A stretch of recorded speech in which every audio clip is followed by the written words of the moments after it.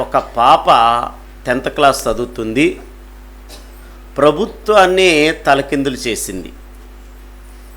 ఈరోజు నీకు కూడా ప్రార్థన ఉంటే మరి ప్రభుత్వాల్ని తలకిందులు చేసే ప్రార్థన, ఆ విశ్వాసం నీకు ఉండాలి. ఈ ఉపవాసంలో మరి దేవుని నమ్ముకున్నదని ఆ పాపను ఇంట్లో బాగా శోధించారంట. నువ్వు చర్చికి వెళ్ళొద్దు, యేసయ్య నమ్ముకోవద్దని చెప్పినప్పుడు రాయలసీమ ప్రాంతంలో జరిగింది ఇది. ఆ పాపను ఎంతగానో ఇంట్లో వాళ్ళు శోధిస్తే ఇంట్లోంచి ఆ పాప బయటకు వచ్చేసింది. ప్రాయిదవుడికి స్కూల్కి ఫస్ట్ ర్యాంక్ వచ్చేది ఆ స్కూల్కి. అయితే ఆ స్కూల్ వాళ్ళు ఏం చేశారంటే ₹1 ఫీజు లేకుండా ఈ పాపని చదివిస్తూ ఉన్నారు 10th క్లాసు. ఎందుకంటే ఎలాంటి వాళ్ళు మా స్కూల్లో ఉంటే ఈ పాప ఫస్ట్ ర్యాంక్లో పాస్ అవుతే మా స్కూల్ అభివృద్ధి అవుతుంది అని స్కూల్ వాళ్ళు చదివించటం జరిగింది. చదివించిన తర్వాత 10th క్లాస్ ఎగ్జామ్స్ వచ్చినాయి, అన్నిట్లో పాస్ అయిపోయింది. అయితే ఒక్క సబ్జెక్ట్లో ఈ పాప ఫెయిల్ అయిపోయిందండి. ఫెయిల్ అయిపోతే ఐదప్పటికి ఇరుగు పొరుగు వారు ఆలో ఏలో నువ్వు ఇంట్లోంచి బయటకు వచ్చేసావు, ఇప్పుడు సబ్జెక్టులో ఒక సబ్జెక్టు ఫెయిల్ అయిపోయావు, ఎందుకు ఇలాగ అయ్యింది? 1 మార్కులో ఫెయిల్ అయిపోయింది ఆ పాప. ఒక సబ్జెక్టులో అన్నిట్లో పాస్ అయిపోయింది. అయితే స్కూల్ వాళ్ళు నీ మీద ఎన్నో ఆశలు పెట్టుకున్నాము, నిన్ను మేము చదివిస్తూ వచ్చాము, నువ్వు ఫస్ట్ ర్యాంక్లో పాస్ అవుతే మా స్కూల్కి పేరు వస్తుందని మేము ఎంతో ఆశపడ్డాము. అయితే నీవు ఇలాగెందుకు చేసావని స్కూల్ ప్రిన్సిపాలు, టీచర్లు చాలా ఆమెని బాధకరంగా మాట్లాడటం జరిగింది. మరి బాధకరంగా మాట్లాడిన తర్వాత స్కూల్ ప్రిన్సిపాల్ అన్నాడు, మళ్ళా రీఫైనల్ మళ్ళా రాయి ఎగ్జామ్స్ అంటే నేను మరలా రాయను, నా దేవుడు నేను రాయకుండానే నన్ను మళ్ళా ఏ సబ్జెక్టులో ఫెయిల్ అయిపోయానో అదే సబ్జెక్టులో నా దేవుడు పాస్ చేపిస్తాడన్నది.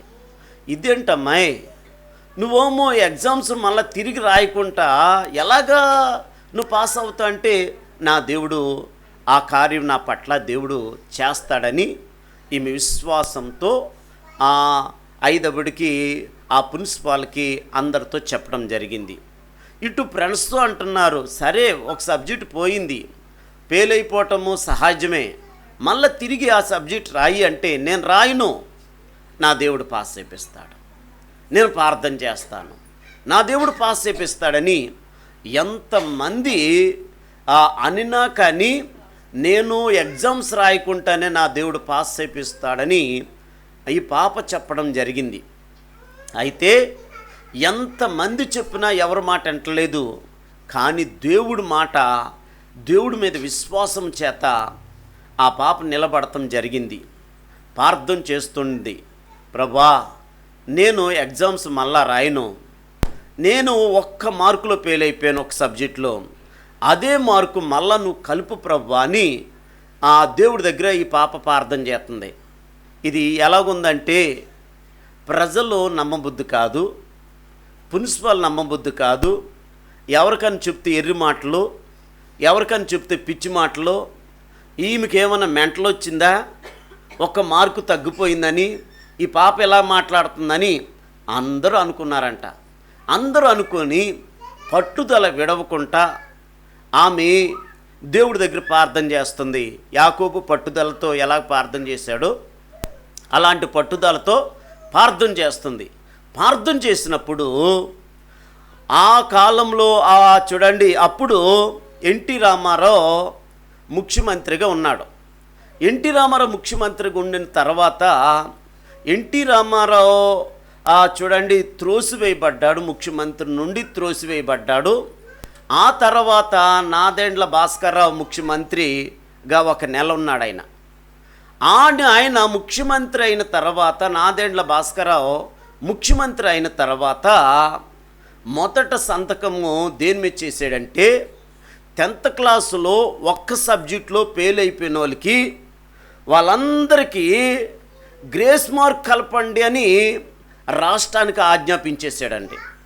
10th క్లాసులో 1 మార్కులో ఫెయిల్ అయిపోయిన వాళ్ళందరికీ గ్రేస్ మార్క్ ఇంకొక మార్క్ కలపండి అని చూడండి సంతకం పెట్టినప్పుడు మరి రాష్ట్రమంతా 1 మార్కులో ఫెయిల్ అయిపోయిన వాళ్ళందరికీ గ్రేస్ మార్క్ కలపడం జరిగింది. ఈ పాప ప్రార్థన ద్వారా ప్రభుత్వాన్ని దేవుడు ఏం చేశాడు? తలకిందులు చేసేసాడు. ప్రభుత్వాన్ని దేవుడు మార్చేశాడు.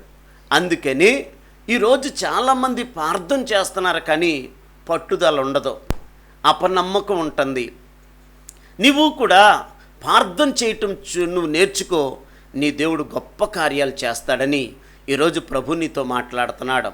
ఒకరోజు ఒక ఆమె చూడండి గర్భఫలం లేదని చూడండి హాస్పిటల్కి చూపించుకున్నదంట. చూపించుకుంటే స్కానింగ్ లేదు. స్కానింగ్ తీశారు. స్కానింగ్ తీసిన తర్వాత ఆ స్కానింగ్లో ఏం తేలిందంటే ఈమెకు అసలు గర్భసంచే లేదని తేలిందంటే. గర్భసంచే లేదని తేలింది. ఉసూరుమని ఆడకుండా బాధపడకుండా ప్రార్థన చేయటం మొదలుపెట్టిందంట. ప్రభా, నరులందరికీ ప్రతి స్త్రీకి గర్భసంచి ఇచ్చే దేవుడు నువ్వే కదా, నాకు కూడా గర్భసంచి నా కడుపులో పెట్టు ప్రభు అని ప్రార్థన చేయటం మొదలుపెట్టిందంటండి. ప్రార్థన చేయటం మొదలుపెట్టినప్పుడు ఆ రాత్రి దేవుడు ఈమెకొచ్చి ఈమె లోపల గర్భసంచి పెట్టినట్టు దేవుడు కలలో ఈమెకు చూపించాడంటండి. మళ్ళా స్కానింగ్కి వెళ్ళి చూస్తే ఈమెలో మొదటి స్కానింగ్లోనేమో ఏం లేదు, గర్భసంచి లేదు. మళ్ళా రెండోసారి స్కానింగ్ చూపించినప్పుడు, దేవుడు దర్శనం ద్వారా చూపించినప్పుడు ఈమె కడుపులో గర్భసంచి ఉన్నదంట. ఆమె కొన్ని రోజులకి చక్కటి పాపని బహుమతిగా దేవుడిచ్చాడు.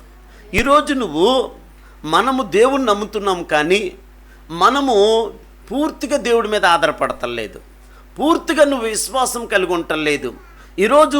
ఈరోజు నువ్వేది అడుగుతున్నావో అది నా దేవుడు ఇచ్చాడని నువ్వు నమ్మేవాడుగా ఉండాలి. నమ్మితే దేవుని మహిమను నువ్వు చూస్తావని పరిశుద్ధాత్మ దేవుడు నీతో మాట్లాడుతున్నాడు. ఎందుకంటే ఒకరోజు జాగ్రత్తలకిద్దాం. పరిశుద్ధాత్మ దేవుడు మనతో మాట్లాడుతున్నాడు. కొండ లాంటి సమస్యలతో నువ్వు ఉంటున్నావు. దేవుడు ఏమన్నాడు తెలుసా? నీవు ప్రార్థన చేసినప్పుడు ఈ కొండను తొలగించి సముద్రంలో పడేయమంటే నేను పడేస్తాను అన్నాడు దేవుడు. అంటే కొండ కాదు, కొండలాంటి సమస్యలు నీకున్నాయి. ఆ కొండలాంటి సమస్యల కొరకు నువ్వు ప్రార్థన చేయట్లా, పై ప్రార్థన చేస్తున్నాం. ఆ పై ప్రార్థన ఎలాగ నీ ఇంట్లో కార్యాలు జరుగుతాయి? పై ప్రార్థన ద్వారా, పట్టుదల లేని ప్రార్థన ద్వారా కార్యాలు జరగవు. మనం పట్టుదల కలిగి ఎప్పుడు ప్రార్థన చేస్తామో అప్పుడే నీకున్న కొండలాంటి సమస్యలు నా దేవుడు మొత్తానికి తొలగిస్తానని దేవుడు నీతో మాట్లాడుతున్నాడు. అందుకే ఎలీషా ఏం చేశారంటే యోర్దాను నది దాటారు.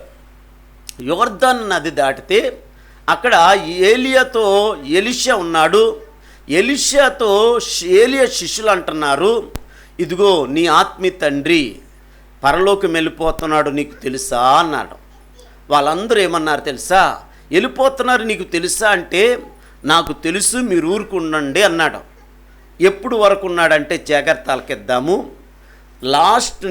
ఫస్ట్ నుండి లాస్ట్ వరకు ఒకటే క్రమం మారలేదు. ఆసక్తి రోజు ఎక్కువవుతుంది, పరిచర్య రోజు ఎక్కువవుతుంది. ఆ ఆత్మీయ తండ్రితో చూడండి చెప్పింది చెప్పినట్లు చేస్తూనే ఉన్నాడు. అయితే దేవుడు ఎలీషాని పరిశీలిస్తూ వచ్చాడు. ఎలీషాలో మార్పు రాలేదు. ఆత్మీయ మార్పు తగ్గలేదు. ఈరోజు చాలామంది మార్పు చెందుతుంటారు. వాళ్ళ మాటలు విని, వీళ్ళ మాటలు విని, అక్కడ మాటలు విని, ఇక్కడ మాటలు విని ఈరోజు చాలామంది ఆత్మీయ జీవితంలో తొలగిపోతూ ఉంటారు, ప్రార్థనలో తొలగిపోతుంటారు, పరిసర్యలో తొలగిపోతుంటారు, సంఘంలో తొలగిపోతుంటారు, స్థిరత లేని వారు ఉంటారు. స్థిరంగా ఉన్న వారిని ఎలీషా లాంటి వాళ్ళని దేవుడు చూస్తున్నాడు. అయితే ఎలీషా ఇద్దరు కలిసి ఎలీషా ఇద్దరు కలిసి ఎక్కడికి వచ్చారు? యోర్దాను నది దగ్గరికి వచ్చారు. ఏలియా దగ్గర ఒక దుప్పటి ఉండేది. ఆ దుప్పటి చేత చూడండి యోర్దాను నదిని కొట్టగానే ఆ యోర్దాను నది 2 పాయలుగా వీళ్ళకి త్రోవ ఇచ్చేసింది. వీళ్ళకి త్రోవ ఇచ్చింది. ఆ యోర్దాను నది దాటి అవతలకి వెళ్ళిపోయారు ఇద్దరు కలిసి. యోర్దాను నది దాటి అవతలకి వెళ్ళిపోయిన తర్వాత ఇప్పుడు ఎంత చూడండి బతిమలాడినా, ఎంత విడిచిపెట్టాలన్నా ఎలీషా మాత్రం విడిచిపెట్టకుండా అంటు కట్టుకుంటూనే ఉన్నాడు. నేను చస్తాను కానీ నిన్ను విడిచిపెట్టను. నేను చావు కన్నా సిద్ధం కలిగి ఉన్నాను కానీ నిన్ను విడిచిపెట్టడానికి ఏమాత్రం కూడా నేను ఉండను అని మొండి పట్టుదల కలిగి ఉన్నాడు. ఎవరండి? ఎవరో? నేను వెళ్ళిపోతాను, నేను వేరే చోటకి వెళ్ళాలి, నేను ఏదో రకం తప్పించుకుందామన్నా కానీ ఎలీషా మాత్రము లేదు, యెహోవా జీవము తోడు, నీ జీవము తోడు, చావన్నా చస్తాను కానీ నేను నిన్ను మాత్రం విడిచిపెట్టకను, నా వల్ల కాదు, నువ్వెక్కడికి వెళ్తే నేను కూడా అక్కడికి వస్తాను. దేవుడికి ఇష్టమైనది ఏంటో తెలుసా? ఇలాంటి స్థిరమైన వాళ్ళు సంఘంలో ఎవరన్నీ దేవుడు వెతుకుతున్నాడండి. ఆమేన్. స్థిరత లేని వాళ్ళు నాకెందుకు, నమ్మకం లేని వాళ్ళు నాకెందుకు, నిలబడలేని వాళ్ళు నాకెందుకు, స్వార్థపరులు నాకెందుకు, హెచ్చింపు కలిగిన వారు నాకెందుకు, నా దగ్గర నమ్మకమైన వాళ్ళు, తగ్గించుకున్న వాళ్ళు, మార్పు లేకుండా ఎప్పుడు ఒకే ప్రేమతో ఆ ప్రేమను కడవరకు చూపించిన ఎలీషా లాంటి వాళ్ళు నాకు కావాలన్నారు. ఆమేన్. మనమా స్టార్టింగ్లో ఒక రకంగా ఉంటాము, మధ్యలో ఒక రకంగా ఉంటాము, లాస్ట్లో ఇంకో రకంగా ఉంటాము కదండి. ఆత్మానుసారంగా వెలుగుతాము, మధ్యలోకి వచ్చేటప్పటికి శరీరానుసారంగా అయిపోతాము, మా లాస్ట్కి వచ్చేటప్పటికి ఆరిపోతాము. ఇలాగే కదండి. అంటే ఇప్పుడు ఒకప్పుడు స్టార్టింగ్లో ఎగిరెగిరి పడతాము, ముందుంటాము, కొంతకాలం అయి తప్ప ఆరిపోతాము, తర్వాత చూడండి సన్నగిలిపోతాము, నీరు కారిపోతాము, మళ్ళీ ఆసక్తి ఉండదు. అందుకే నేను అంటాను, మార్పు లేకుండా లాస్ట్ వరకు ఒకే ప్రేమ చేత ప్రేమించిన వ్యక్తి ఎవరండి? ఎలీషా. మనలాగా చూటిపోటు మాట్లాడలేదు. అవసరాలకే అవసరం ఉన్నట్టు ఒక రకంగా, అవసరంలో పోతే ఇంకో రకంగా లేడు. ఎవరండి? ఎలీషా. నాకు కావాల్సిన వాళ్ళు ఎవరు కావాలో తెలుసా? నాకు కావాల్సిన వాళ్ళు దేశంలోను సంఘంలో వెతుకుతున్నాను. ఎలీషా లాంటి నమ్మకస్తులు నాకు కావాలి. ఆమేన్. ఇప్పుడు జాగ్రత్తలకిద్దాం. యెహోవా జీవము తోడు, నీ జీవము తోడు, నిన్ను విడిచిపెట్టనన్నాడు. అసలు విడిచిపెట్టేటట్టు లేడు. తప్పించుకుందామంటే తప్పించుకునేటట్టు లేడు. వేరే చోటకి వెళ్దామంటే కూడా వచ్చేస్తున్నాడు. ఆమేన్. అయితే ఇప్పుడు ఏమన్నాడు తెలుసా? ఎలీషాని, నీకేం కావాలి చెప్పు, దేవుడు నన్ను పరలోకం తీసుకుంటున్నాడు, నేను వెళ్ళిపోతున్నాను, ఇంతకాలం ఉన్నా కదా, ఏం కావాలి చెప్పు అన్నాడు. అయితే ఏమడిగాడు తెలుసా? అమ్మా నా వైపు చూడండి, వెండిని అడగలేదు, బంగారాన్ని అడగలేదు, 4 ఇల్లులు ఉమ్మని అడగలేదు, చూడండి సంతానం ఉమ్మని అడగలేదు, నా వైపు చూడండి. అయితే భూ సంబంధమైనది ఏది అడగలేదు. ఏం అడిగాడు తెలుసా? నీ మీదున్న ఆత్మ, 2 పాళ్ళ ఆత్మ నాకు కావాలి. నీ మీదున్న ఆత్మ తప్ప నాకు వేరే ఆత్మ వద్దు. అంటే నీలాగే నేను ఉండాలి. నిన్ను చూడండి తీసేసినట్టు ఉండకూడదు. ఆమేన్. నీవులాగా నువ్వెలాగా చూడండి ఎంత నమ్మకం ఉన్నావో దేవుడికి, నేను కూడా అదే నమ్మకంలో నేను ఉండాలి.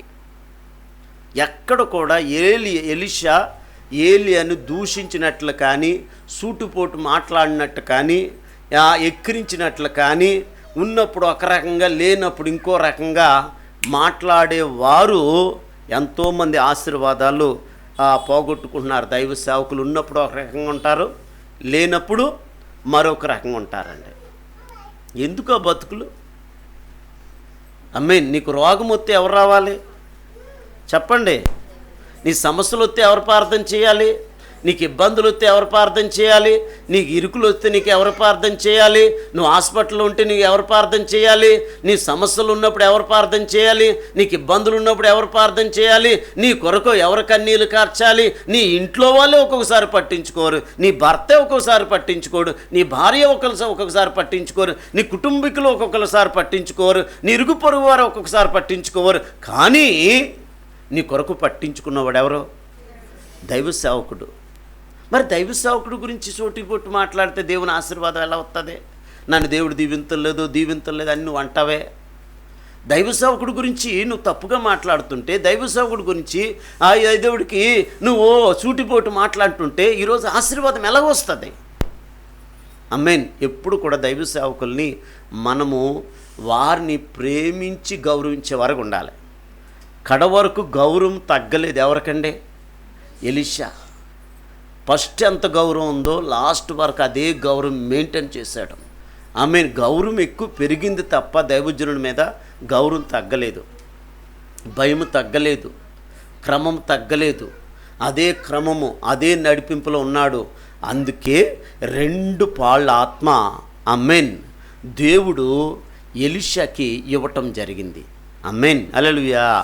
అయ్యా, నువ్వు ఈ ఆత్మను అడుగుతున్నావు, ఇది చాలా కష్టం, నాకు కష్టతరం, ఇది నా వల్ల అవదు, కానీ దేవుణ్ణి అడుగుతాను, 2 పాళ్ళ ఆత్మను ఉమ్మని దేవుణ్ణి అడుగుతానని దేవుణ్ణి చూడండి ఎలీషా పక్షంగా ఏలియా దేవుడికి మొరపెట్టాడు. ఆ 2 పాళ్ళ ఆత్మ నీకు వచ్చిందంట రుజువు ఏంటంటే నా దుప్పటి నీ మీద పడుతుంది అన్నాడు. ఎవరి మీద? నా దుప్పటి పరలోకం వెళ్ళిపోతుంది, ఈ దుప్పటి నా దుప్పటి నీ మీద పడుతుంది, అప్పుడు 2 పాళ్ళ ఆత్మ వస్తుంది అన్నాడు. అలాగే ఇప్పుడు 15 సంవత్సరాల అమ్మాయి పట్టుదలతో ఎలాగ ప్రార్థన చేసిందో మరి చూడండి, రాష్ట్రాలను తారుమారు చేసేసింది ఆ ప్రార్థన. ఇప్పుడు ఎలీషా చూడండి ప్రార్థన, ఎలీషా పరిచర్య, ఎలీషా క్రమము, ఎలీషాలో ఉన్న ప్రేమ, ఆ గౌరవము, ఆ క్రమము ఎక్కడ కూడా తగ్గకుండా ఆ గౌరవము ఆత్మీయత పెంచుకుంటూ నిలబడుతూ దేవుడి కొరకు దైవజనుడు చెప్పినట్లు చేస్తూ వచ్చాడండి. ఆ క్రమము సంఘానికి కావాలి. ఈరోజు కార్యాలు జరుగుతులేదంటే అవకాశం బట్టి మనము ఉంటున్నాము, అవకాశం బట్టి కాదు, ఎప్పుడు నిలబడేవారుగా ఉండాలి. హల్లెలూయా. అందుకే పరిశుద్ధాత్మ దేవుడు నీతో మాట్లాడుతున్నాడు. అగ్ని రథాలు, అగ్ని గుర్రాలు బ్రతుకుండగానే ఏలియా కొరకు వచ్చేసినాయి పరలోకం నుండి. ఏలియా కొరకు పరలోకం నుండి అగ్ని రథాలు, అగ్ని గుర్రాలు వచ్చేసినాయి. అగ్ని రథాల్లో అగ్ని గుర్రాలు ఎక్కేసాడు ఎవరో? ఏలియా. అందరూ చూస్తుండగా వెళ్ళిపోతున్నాడు. నా తండ్రి, నా తండ్రి, నా తండ్రి, నా తండ్రి, నా తండ్రి అని ఇగో కేకలేస్తున్నాడు. ఎవరో? ఎలీషా. తండ్రితో నేను కూడా వెళ్ళిపోవాలి, నా తండ్రితో నేను వెళ్ళిపోవాలి, నా ఆత్మీయ తండ్రితో నేను వెళ్ళిపోవాలి, ఇగో నా ఆత్మీయ తండ్రితో నేను కూడా వెళ్ళిపోవాలని ఎంత ఒక ఆరాటం కలిగి ఉన్నాడంటే అంత ఆరాటం కలిగి ఉన్నాడు. ఎవరో? అంటే నా ఆత్మీయ తండ్రి పరలోకంలో ఉన్నాడు, పరలోకం వెళ్ళిపోతున్నాడు, నేను కూడా పరలోకం వెళ్ళిపోవాలని చేతులు ఎత్తుతున్నాడు, కేకలేస్తున్నాడు, చేతులు ఎత్తున్నాడు. అయ్యా తండ్రి, తండ్రి, తండ్రి, నన్ను కూడా పరలోకం తీసుకెళ్ళిపో, నా తండ్రితో పలంగా నన్ను కూడా తీసుకెళ్ళిపో అని కేకలేస్తున్నాడు. హల్లెలూయా. కొద్ది చేపుడికి ఆ దుప్పటి దిగి వచ్చి ఎలీషా మీద పడ్డది. పడితే ఆ దుప్పటి తీసుకున్నాడు, యోర్దాను నది దగ్గరికి వచ్చాడు. యోర్దాను నది దగ్గరికి వచ్చి ఏమన్నాడు తెలుసా? ఏలియా దేవుడు ఎక్కడున్నాడో అని ఆ దుప్పటి చేత యోర్దాను నదిని కొట్టగా ఏలియా దేవుడు యోర్దాను నదిని 2 పాయలు చేశాడు. ఒక్క రోజులోనే 2 సార్లు యోర్దాను నది 2 పాయలు అయిపోయింది. చరిత్రలో ఇంకెక్కడ ఇప్పుడు కూడా 2 పాయలు కావలేదు. ఒక్క రోజులోనే ఆ కార్యం జరిగింది. నీలో పట్టుదల ఉండాలి కదా. నా బిడ్డలు ఆత్మీయంగా ఎదగాలి, నా కోడలు ఆత్మీయంగా ఎదగాలి, నా కొడుకు నా కూతురు ఒక ఆత్మీయ సంఘంలో నిలబడాలి, వారి కొరకు పట్టించుకున్న సంఘం ఒకటి ఉండాలి, అటు ఇటు తిరుగుతున్నారు, వారు స్థిరత కలిగి సంఘంలో ఉండాలి, మేలు కొరకు వారి కొరకు వారి కుటుంబాల కొరకు మేము ప్రార్థన చేస్తున్నామే, ఆమె వాళ్ళకి ఏదైనా అవసరం వస్తే మేము ఉంటున్నామే, కానీ ఈరోజు స్థిరత లేకుండా నా బిడ్డలు తిరుగుతున్నారే, నా కుటుంబం చెల్లాచెదరైపోతుంది, ప్రార్థన లేదు, భయం లేదు, భక్తి లేదు, కుటుంబ ప్రార్థన లేదు, ఏకాంత ప్రార్థన లేదు, అయ్యో అని నువ్వు కూడా ఎలీషాలాగా ప్రార్థన చెయ్యి. నీ ఎలీషా అడిగినప్పుడు ఆమేన్ అది 2 పాల ఆత్మ దేవుడు ఎలీషాకి ఇచ్చాడు. నువ్వు ప్రార్థన చేసినప్పుడు 2 అంతల దీవెలు నీ కుటుంబం మీద ఎందుకు ఉండదు? నువ్వు అడగవలసింది ఈ ఉపవాసాల్లో, నాయన ప్రార్థనాత్మను ఇవ్వండి, ఆత్మీయంగా నీ సన్నిధిలో స్థిరత కలిగి ఉండేటట్లు చెయ్యి, నన్ను దీవించు, నన్ను ఆశీర్వదించు, స్థిరత కలిగి నీ సంఘంలో నిలబడాలి. స్థిరత లేకుండా అటు ఇటు తిరుగుతుంటే కార్యాలు జరగవండి. అమ్మా, స్థిరమైన వాళ్ళు కావాలి, ఇక్కడ సంఘాన్ని అంటుకట్టుకున్న వాళ్ళు కావాలి. ఆ అంటుకట్టుకున్న వాళ్ళు ఎవరు అని దేవుడు చూస్తున్నాడు. అంటుకట్టుకున్న వాళ్ళు ఎవరో ఏలియాని ఎలీషా అంటుకట్టుకున్నాడు. అందుకే 2 పాల ఆత్మ వచ్చింది. మనం కూడా సంఘంలో స్థిరత కలిగి ప్రభుని అంటుకట్టుకుంటే, సంఘాన్ని అంటుకట్టుకుంటే, సంఘంలో నిలబడితే 2 అంతల ఆత్మ, 2 అంతల దీవెలు నీ మీద, నీ కుటుంబం మీద ఎందుకు ఉండదు? ఈరోజు మన పిల్లలు చెల్లాచెదరైపోతున్నారు. వారి ఇష్టానుసారంగా ఎవరికో పూలు చేస్తున్నారు, ఏవేవో మాట్లాడుతున్నారు. బాగా చూడండి, తల్లిదండ్రులు ఉన్నప్పుడు ఒక వేషం వేస్తారేలో, తల్లిదండ్రులు లేనప్పుడు ఓసరు విల్లాగా మరో వేషం వేస్తారు. ఎవరితో మాట్లాడుతున్నావు? ఏంటి మాటలో? ఆ పెళ్ళికాని యవనస్తుడు అంతమాలు ఎందుకు ఫోన్ చేస్తున్నా నీకు? పెళ్ళికైనా ఆ అమ్మాయి నువ్వు ఎందుకు ఆ మాటలేంటి నీకు? ఏంటి ఆ దొంగ చోట్లకి వెళ్ళి అలాగలా ఫోన్లు ఎందుకు మాట్లాడుతున్నావు? అదేదో ఆడితో ఈడితో మాట్లాడి కంటే ఏసైతో మాట్లాడు. తల్లికి ఒక్కసారి హెచ్చరించలేవా? మనం హెచ్చరించటం లేదు కాబట్టి వాళ్ళ పెళ్ళి చూడండి అలా తయారవుతున్నారు. మనం కొడతలేదు కాబట్టి వాళ్ళు అలా తయారవుతున్నారు. మన భయం వాళ్ళకి లేనప్పుడు వాళ్ళు ఎలాగా ఉంటారు? తల్లిగా నువ్వు క్రమశిక్షణలో పెట్టలేనప్పుడు, తండ్రిగా నువ్వు క్రమశిక్షణలో పెట్టలేనప్పుడు, తల్లిదండ్రుల భయము బిడ్డలకు లేకపోతే వాళ్ళ భవిష్యత్తు దీవించబడదండి. అబ్రహాము క్రమశిక్షణలో పిల్లలు పెంచాడంట. ఆమేన్.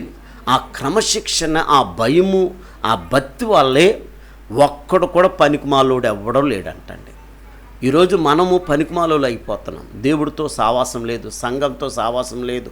సంఘంలో ఒక రకంగా ఉంటా, కొంచెం 2 గంటల్లో ఏదో నటించేస్తావు. అమ్మే ఎంత భక్తి లేకపోయినా భక్తి దానిలాగా భక్తి కలిగిన వాడిలాగా ఉంటావు. ఎందుకు? దేవుడు కావాల్సింది ఏది? క్రమశిక్షణ. 318 మంది క్రమశిక్షలు ఉన్నారు. 318 మంది అబ్రహాం కింద అందరు గొప్ప వాళ్ళు అయిపోయారంట. ఆమేన్. ఎలియాజర్ చూస్తే అబ్రహాము లాంటి విశ్వాసం, ఆమె ఇస్సాకును చూస్తే అబ్రహాముల తండ్రి లాంటి విశ్వాసం. ఆమె వాళ్ళు ఎలా పెంచారు తెలుసా? క్రమశిక్షణలో పెంచాడు. ఆమేన్, ఆమేన్. ఈరోజు మన జీవితంలో క్రమశిక్షణలో పెంచు. మనుషుల దగ్గర ఎందుకు నటిస్తా? వద్దు. దేవుడి సన్నిధిలో నిలబడు.